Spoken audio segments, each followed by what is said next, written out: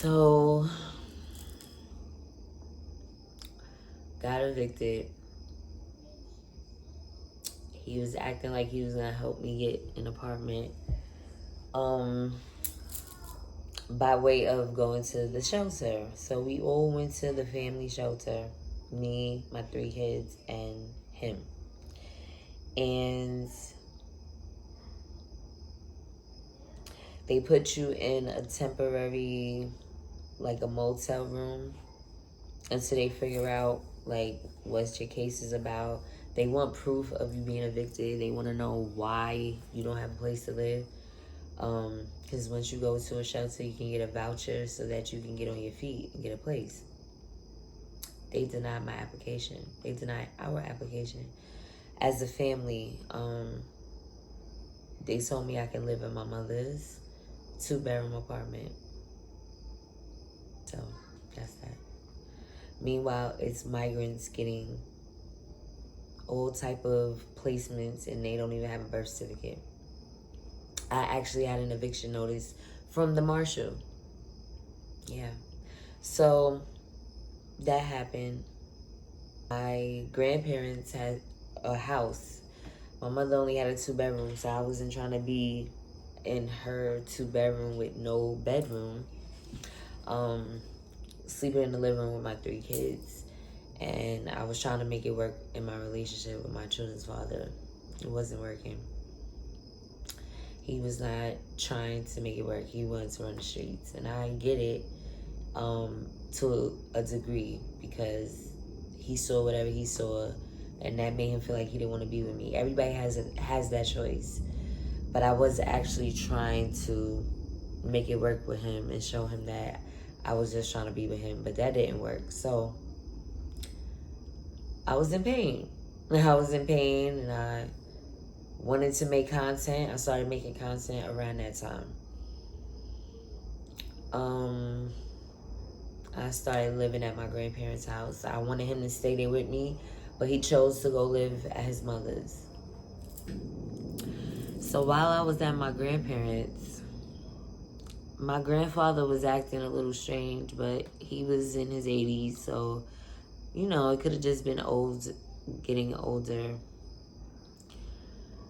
But we found out he had stage 4 cancer, and he was dying.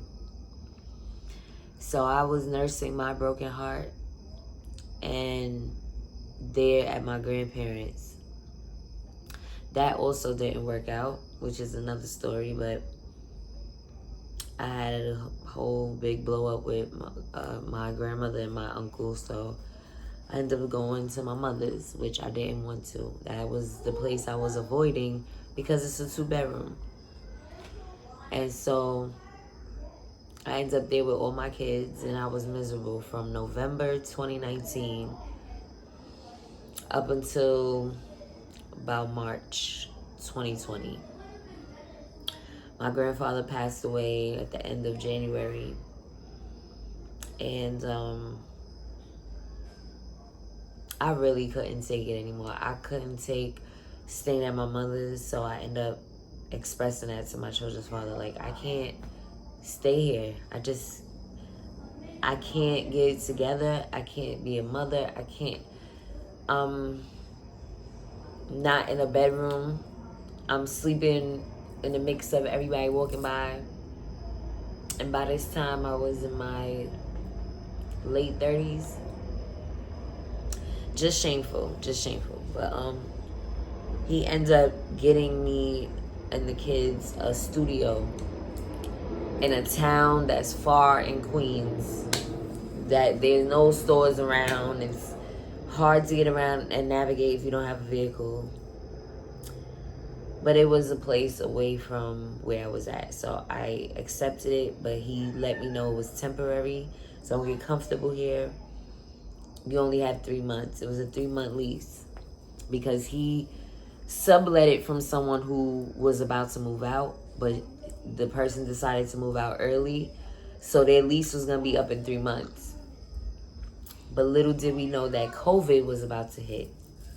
March 2020, literally A day or two after I got there, everything got shut down. So not only am I alone here in the studio with my 2 toddlers, everything is shut down. The job I was expecting to work, shut down. The life I thought I was trying to get accustomed to, shut down. And I was hurt that I didn't have a partner with me during a shutdown. I was hurt. I was alone. I left my teenage son at my mother's because he couldn't be in the studio with us. My little kids needed me. They were 1 and 3 at the time. And I used to go live and express how much I was sad and I was hurt about what I was going through with my children's father. And a gentleman from Houston reached out to me. Mind you, I'm still trying to be with my children's father. He didn't want to be with me. This gentleman from Houston reached out to me and he's like, you know, you should try to move to Houston. They do a lot for single mothers.